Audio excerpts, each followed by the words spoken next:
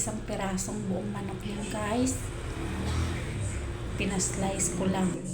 Ito na guys. Naprito ko na. Kasi minarinig ko muna yung sandali na marinig. Kasi nagmamadali na ako.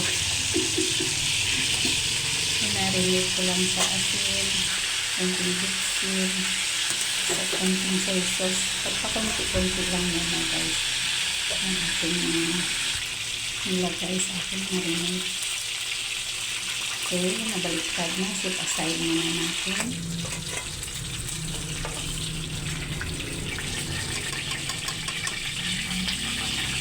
May second batch tayo guys. Ayan. Nagprito din ako ng saging guys. At saka konting patatas para malinamnam. Nagisa na tayo ng 8 cloves of garlic crust. 1 piece regular size onion slice. Isa lang natin guys.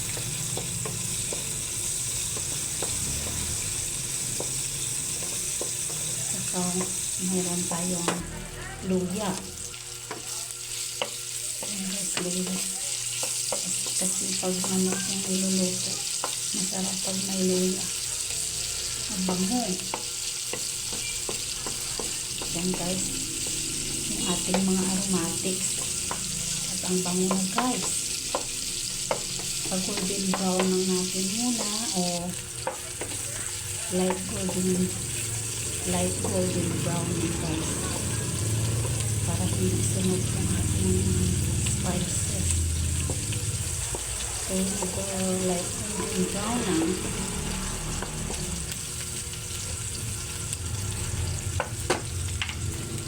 Lagay na natin yung ating pinilito kanina na manok.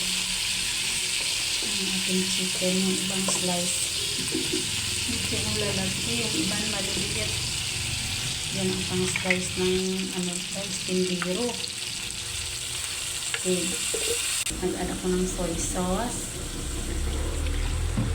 vinegar o suka,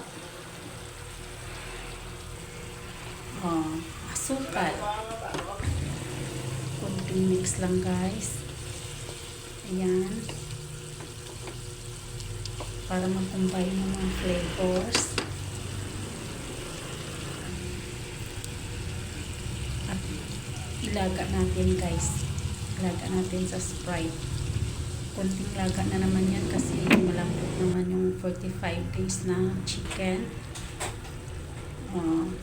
Yan guys, nalagyan ng konting tubig para saucy yung ating chicken estofado.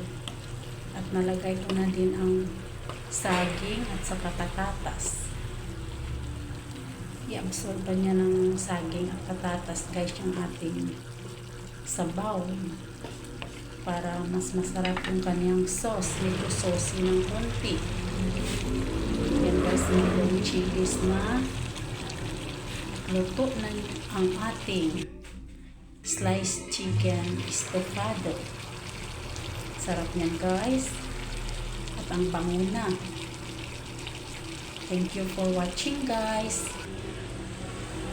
Ready to serve na yan. Magla-lunch na tayo.